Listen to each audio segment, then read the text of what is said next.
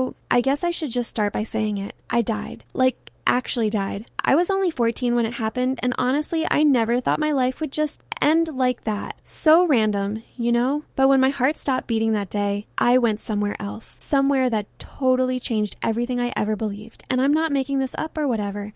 This really happened to me. I know a lot of you watching probably have kids or like grandkids my age. Maybe they don't talk to you much about deep stuff. Maybe they seem really far from God or like they don't care about anything important. I get it. I was totally that kid too. But I need you to hear my story because the message I got wasn't just for me.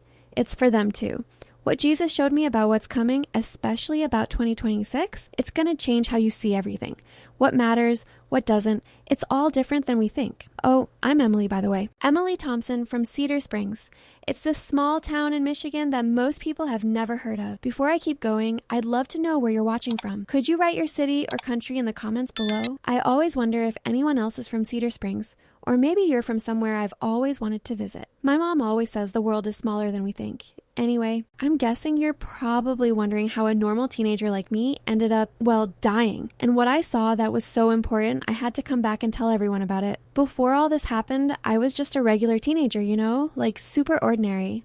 I was obsessed with my Instagram and TikTok. I'd spend hours getting the perfect selfie with the right filter. I was always checking how many likes I got or if the popular kids at school had seen my stories. My grandma used to say, "Emily, there's more to life than that little screen," but I'd just roll my eyes. I mean, what did she know about what it's like to be 14 nowadays, right? Now I wish I'd listened more.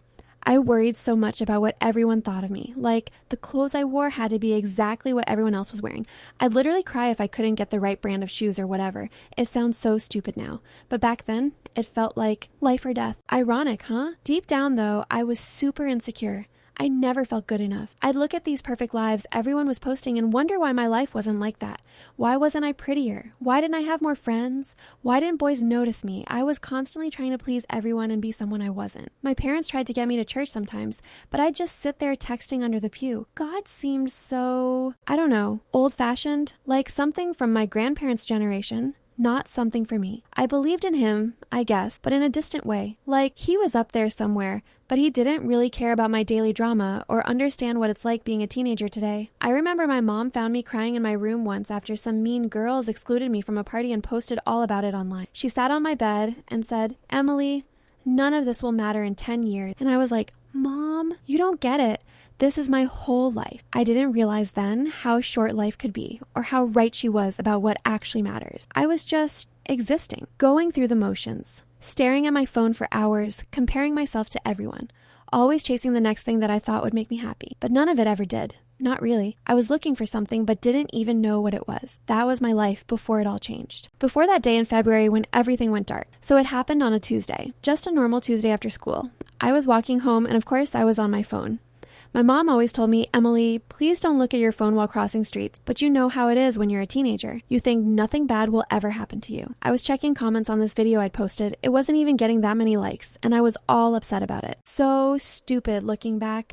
I didn't even see the car coming. I remember hearing tires screeching and then just nothing. The weird thing is, I didn't feel pain. Not really. There was this moment of like pressure, and then suddenly everything was dark. Super dark, but I could still hear things kind of far away, people shouting, someone crying, sirens. I tried to answer them, to tell them I was okay, but I couldn't move my mouth.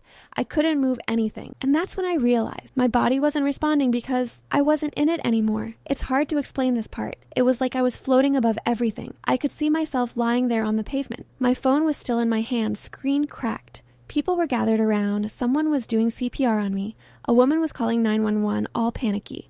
My mom had just arrived. Someone must have called her, and she was screaming my name.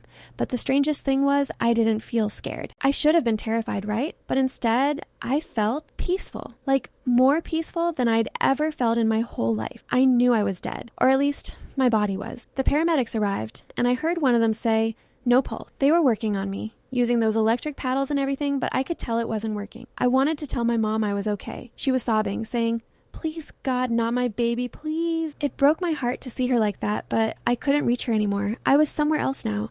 That's when I realized I was moving away. Not like walking or floating exactly, more like being gently pulled. Away from my body, away from the accident scene, away from everything I'd ever known. And that's when I saw it, this light in the distance. It wasn't like a light bulb or the sun or anything from this world. It was brighter, but somehow it didn't hurt to look at, and it felt warm, like it was calling to me. I started moving toward that light. Not walking, just kind of drifting toward it, like it was pulling me in, but in the gentlest way possible. As I got closer to the light, I felt this incredible sense of freedom, like I'd been carrying this heavy backpack my whole life without even knowing it. And suddenly, someone took it off. All those worries about what people thought of me, about fitting in, about being popular, they just disappeared. All the stress, the anxiety, the pressure I'd put on myself, it was just gone. I remember thinking, so this is what peace feels like. Real peace. Not just those temporary moments when everything seems okay. I wasn't in any place I recognized. It wasn't like clouds or pearly gates or anything from the pictures in Sunday school.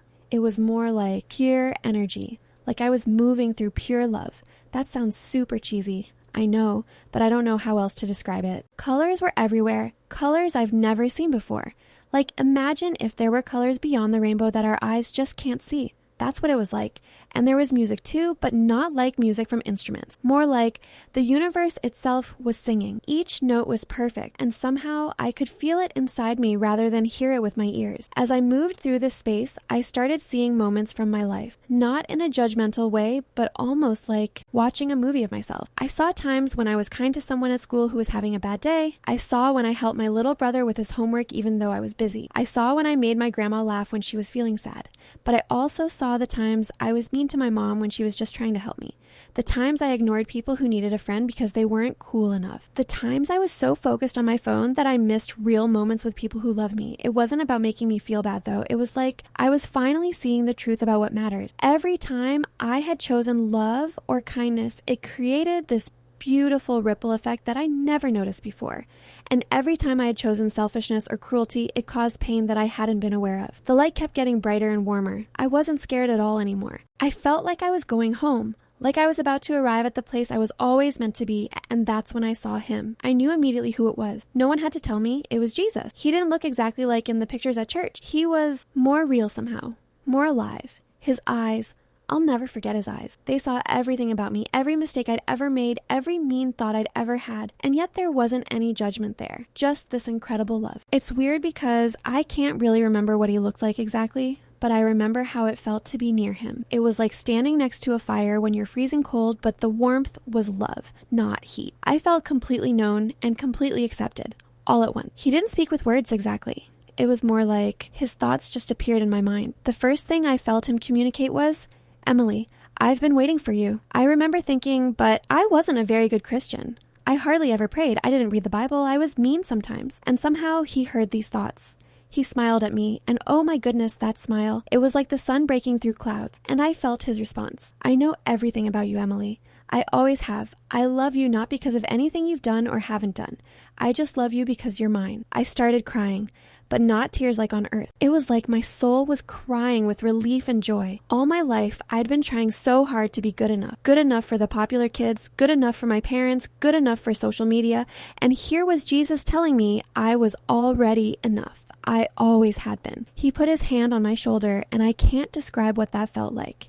It was like being wrapped in the safest, warmest blanket in the universe. I felt completely protected and completely free at the same time. Then he showed me something that shocked me. He showed me all the times he'd been with me, even when I had no idea. When I was sitting alone in the school cafeteria after my friends ditched me, he was there. When I cried myself to sleep after reading mean comments online, he was there. Every single moment I thought I was alone, Jesus had been right beside me. I asked him, not with words, but with my thought, "Why didn't I know you were there?" And he showed me how the noise of my life, my phone, social media, my constant worrying about what others thought, had drowned out his voice. He had been speaking to me all along, but I couldn't hear him through all that noise. That's when I realized how much I'd been missing, how much all of us are missing when we get caught up in the distractions and forget what's real. But Jesus wasn't done yet. What he showed me next would change everything. Jesus began showing me what really matters in life, and honestly, it was nothing like what I thought. He showed me that a single kind word to someone who's hurting can literally change the course of their life. He showed me a time when I complimented a girl at school who I didn't know very well. It seemed like nothing to me, but to her, who had been considering harming herself that day, it was a lifeline. I had no idea. He showed me that when my grandpa sits alone in his house, missing grandma who passed away, a simple phone call means more to him than I I could ever imagine. I saw how the few times I'd visited him and just sat and listened to his stories were precious treasures to him. Then Jesus showed me what doesn't matter.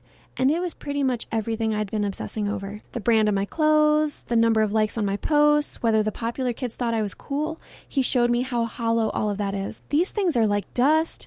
He told me they blow away in the slightest wind. But love is eternal. It's the only thing you take with you when you leave your body behind. I saw that the fancy new phone I'd been begging my parents for meant nothing compared to the time I spent actually talking with them. I saw that the followers I had online meant nothing compared to the real friends who would stand by me when things got tough. Jesus showed me that we all have gifts to share with the world, but so many of us, especially young people like me, never discover them because we're too busy trying to be like everyone else. I saw that my gift was understanding people, really listening to them, but I rarely used it because I was too wrapped up in myself. The measure of your life, Jesus told me, is not how much you get, but how much you give. Not how much you are loved, but how much you love. I saw something else too.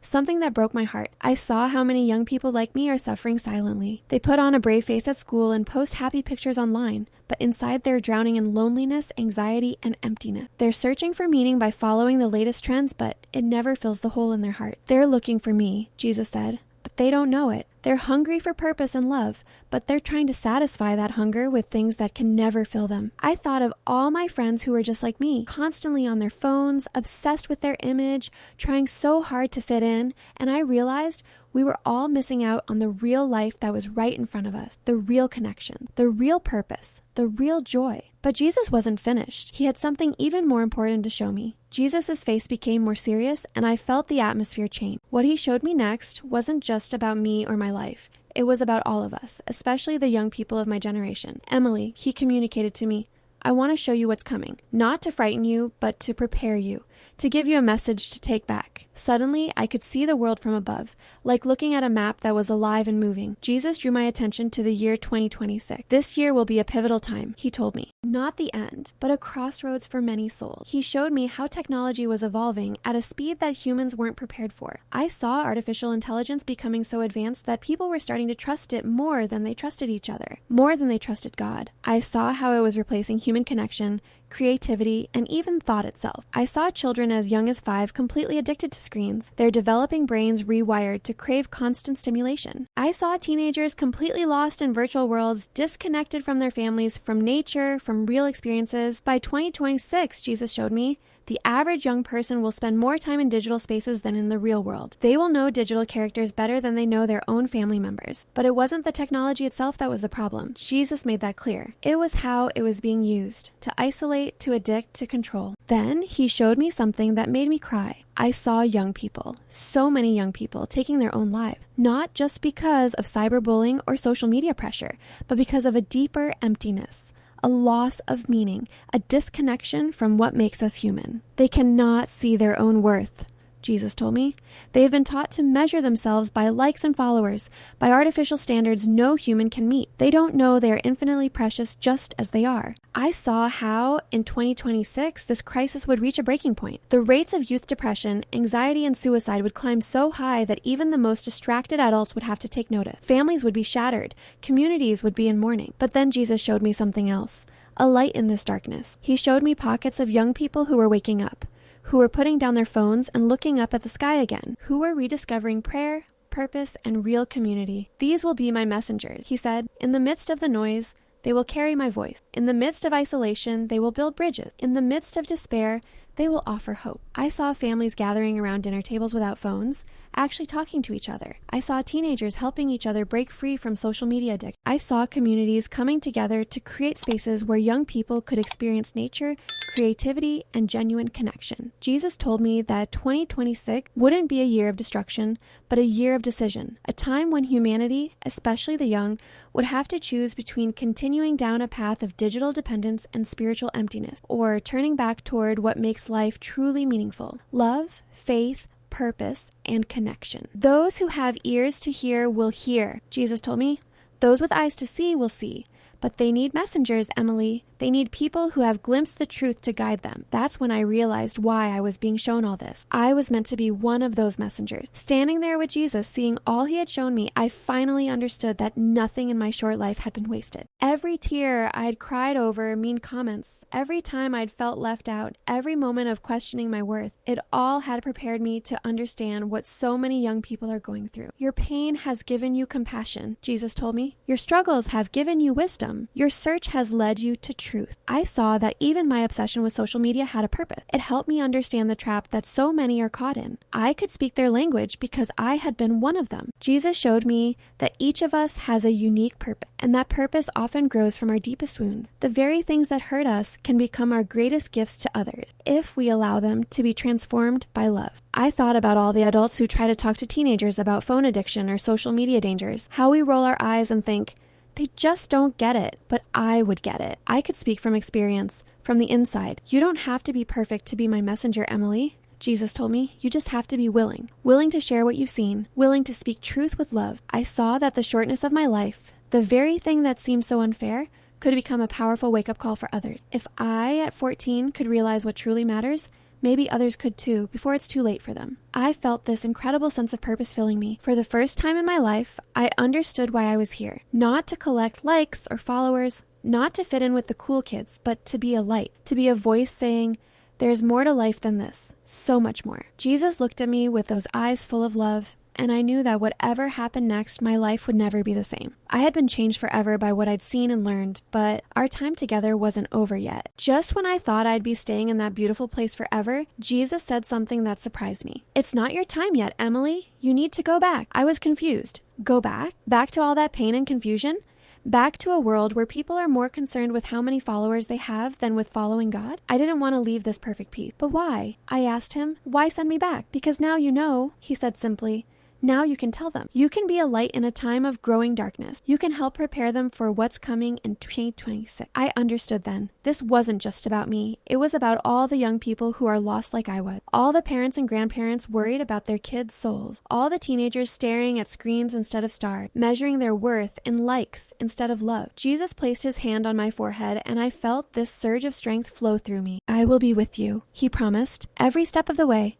When it gets hard, and it will get hard, remember this moment. Remember what you've seen. Remember that I'm always beside you, even when you can't feel me. Suddenly, I felt myself being pulled back, away from Jesus, away from that incredible light. It was like being drawn backward through a tunnel at incredible speed. I could hear sounds again, beeping machines, urgent voices. The pain came flooding back too. My body felt so heavy, so limiting after being free of it. Time of death, I heard someone start to say, and then, wait. We've got a pulse. There was commotion, people shouting medical terms I didn't understand. And then my mom's voice sobbing, she's back? My baby's back? I tried so hard to open my eyes. It took every bit of strength I had, but finally I managed to lift my eyelids just a little. The hospital room was blurry, the lights harsh after the gentle glow I'd been in. My body felt like it was made of lead. Everything hurt, but I was alive. I was back. The first thing I saw clearly was my mom's face, tears streaming down her cheeks. I couldn't speak yet. I had tubes in my throat, but I squeezed her hand weakly. And even in that moment of pain and confusion, I remembered. I remembered everything Jesus had shown me, everything he had told me. I had a mission now, and somehow I knew I'd been given the strength to fulfill it. The doctors called it a miracle. They said I'd been clinically dead for nearly 4 minutes. They couldn't explain why I was back, or how my brain had suffered no damage from the lack of oxygen. But I knew it wasn't my time yet. I had something important to do first. Recovery was hard. I spent weeks in the hospital, months in physical therapy, but the physical healing wasn't the biggest change. It was everything inside me that was different. The first time I got my phone back, I just stared at it. All those notifications, all those messages, they seemed so empty now. The things that used to seem so important, who liked my posts, what people were saying about me, now seemed about as significant as dust. My friends noticed the difference right away. You're so different, my best friend told me, like calmer somehow, happier. I tried to explain what I'd seen, what I'd learned, but it was hard to put into words. How do you describe colors that don't exist on earth? How do you explain what it feels like to be in the presence of Jesus? But even though I couldn't always find the right words, people could see the change in me. I stopped caring about being popular. I stopped comparing myself to others. I started really listening when people talked to me, really seeing them. I deleted most of my social media accounts, not because technology is bad. Jesus had shown me that the tools themselves aren't the problem, but I didn't need them anymore. I didn't need the constant validation, the artificial connection. Instead, I started spending more time with my grandparents, listening to their stories, learning from their wisdom. I began volunteering at a youth center, talking to kids who were struggling with the same things I'd struggled with. My relationship with my parents changed too. Instead of rolling my eyes when they tried to give me advice, I started actually listening. I saw now how much they loved me, how much they wanted to protect me from the very things Jesus had warned about. The biggest change, though, was my sense of purpose. Before, I had just been drifting, following the crowd, trying to fit in. Now I had a clear mission to share what I'd learned, to warn people about what's coming, to help prepare them for 2026. Some people didn't believe me, of course. Some thought I was making it all up, or that my brain had created hallucinations from lack of oxygen. That's okay. Jesus told me not everyone would listen, but that some would. And those people, the ones with ears to hear, they're the ones I'm speaking to now.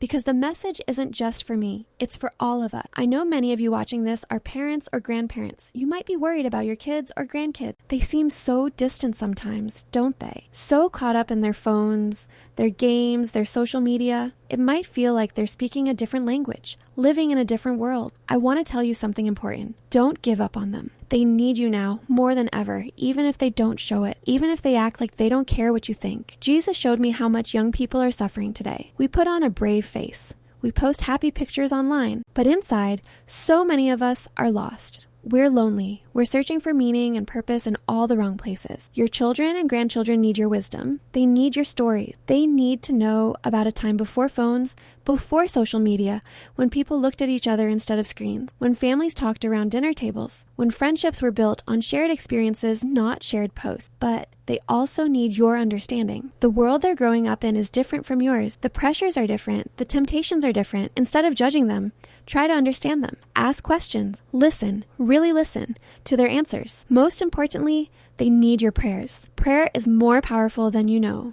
Jesus showed me how prayers create a kind of shield around the people we love, how they open doors in the spiritual realm that nothing else can open. And for those of you who are young, like me, if you're watching this, maybe it's because something inside you knows there's more to life than what you've experienced so far. Maybe you feel that emptiness I talked about, that longing for something real. I want you to know that you're not alone. Jesus sees you. He knows exactly what you're going through. All those tears you've cried alone in your room, He's counted everyone. All those times you felt worthless or invisible, He's been right there beside you, even when you couldn't feel Him. Your worth isn't measured in likes or followers. It isn't determined by who includes you or excludes you. You are precious beyond measure, exactly as you are. And that phone in your hand, it's not evil. Technology isn't the enemy, but it's a poor substitute for real connection with other people, with nature, with God. What Jesus showed me about 2026 wasn't a doomsday prophecy. It was a wake-up call, a chance to change course before it's too late, a reminder that we still have time to choose a different path, one that leads back to what matters most. The world is going to try to pull you in 1,000 different directions. It's going to tell you that happiness comes from having the right stuff, looking the right way, getting enough validation from others. But that's a lie. I've seen the truth, and the truth is so much more beautiful. Real joy comes from connection, from purpose, from knowing who you are and why you're here, from loving and being loved, not by hundreds of strangers online, but by the people right in front of you. And the most important connection of all, the one with Jesus, because He's real, more real than anything in this world, and He loves you more than you can possibly imagine. I'm sharing my story not to scare you, but to wake you up, to help you see what I didn't see until it was almost too late. Jesus let me come back for a reason, to be a messenger, to tell you that time is precious, that every moment matters, that the choices we make today will shape what happens in 2026 and beyond. This isn't just my story, it's yours too, because we're all on this journey together, and what happens in the next few years depends on all of us. If my story has touched your heart, if something inside you is saying, this is true, then please share this video. There are so many people who need to hear this message, especially young people who are struggling, parents who are worried, grandparents who are praying. Leave a comment below with your thoughts or your own experiences. Maybe you felt that emptiness I talked about. Maybe you've seen the changes in the young people you love. Your story matters too, and it might be exactly what someone else needs to hear. Subscribe to this channel for more videos about faith, purpose, and preparing for what's ahead. Together, we can build a community of people who are awake, aware,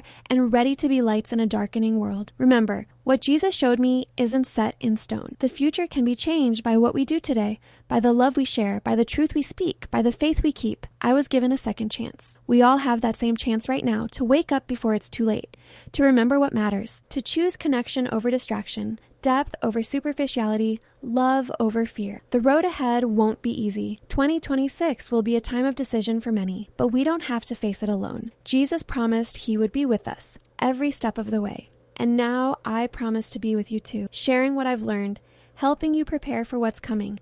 This isn't the end of the story. It's just the beginning of my mission, of your awakening, of our journey together toward the truth that sets us free. Thank you for listening. God bless you. And remember, you are loved more than you know.